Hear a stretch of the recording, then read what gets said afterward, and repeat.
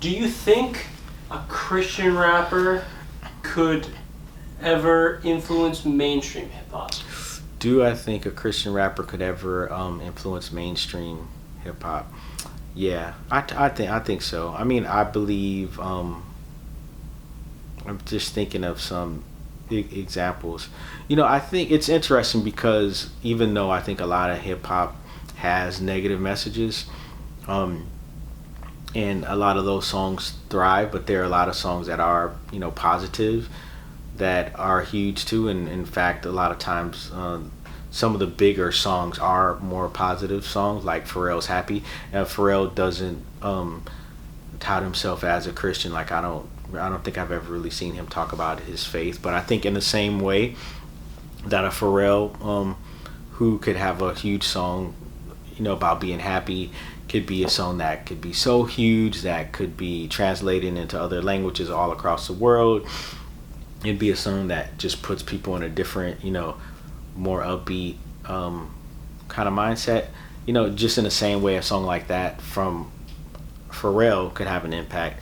I definitely believe that the same thing could happen for a Christian artist. I know in hip hop, I'm trying to think of an example of a Christian hip hop artist who has achieved that level of notoriety for a song, and I can't think of one, but that doesn't mean that it can't happen.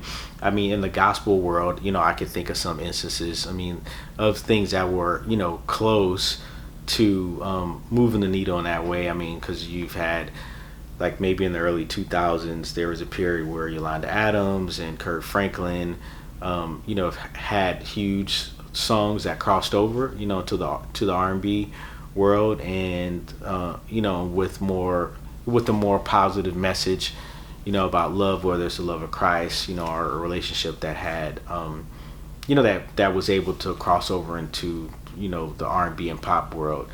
And so I think that can happen again, and I think we're seeing. So Lecrae, to some extent, is, I think he's, on the wave of doing that, because he's just getting bigger and bigger by the day. And I know recently he performed on the BET Awards, and so he did a poem about social injustice.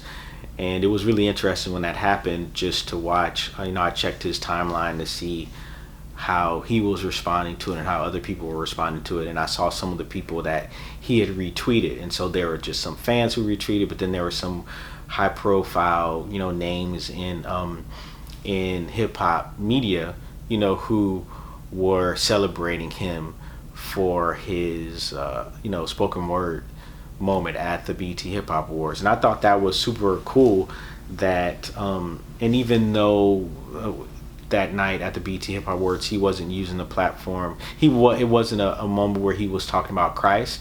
He was speaking about social injustice. But from my point of view, I still think that was incredible, because, he's still, his whole disposition, the story he was telling, I felt it was very compassionate, which I would consider more Christ-like than a perspective that it could have been a much harsher and more negative, very un-Christ-like perspective.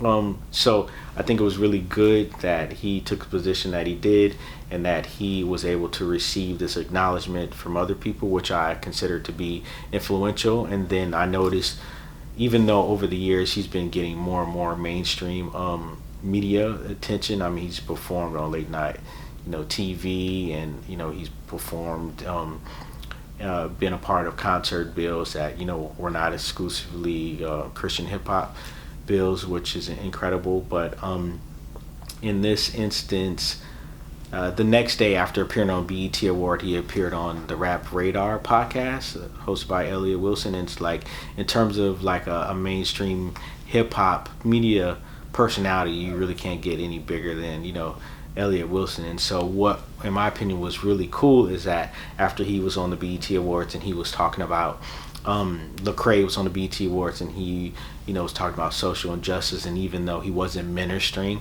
in that instance, the next day he was on the Rap Radar podcast for an hour, and they talked about everything. And so he talked a lot about his faith and, how he grew up and what his message was. And, clearly anyone who listened to any portion of that podcast, like heard where he's coming from, and that he wasn't ashamed of being a Christian, and just what his plight has been as a rapper. And I think that that's excellent.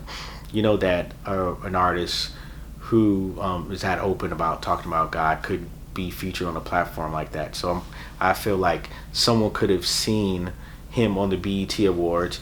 They follow Rap Radar podcast, and they see Lecrae is the featured artist the next day. Maybe if they didn't see him on the BET Awards and they saw that he was on the podcast, they wouldn't click on it. But because they saw him the day before doing something that was, highly regarded, that maybe they go, okay, well, let me see what else this guy has to say.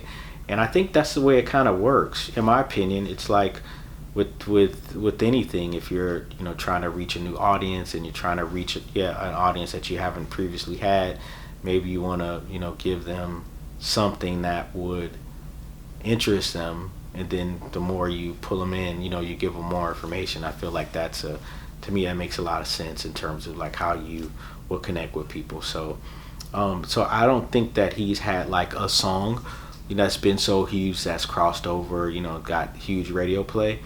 But the momentum that he's building, it's like it's so rapid.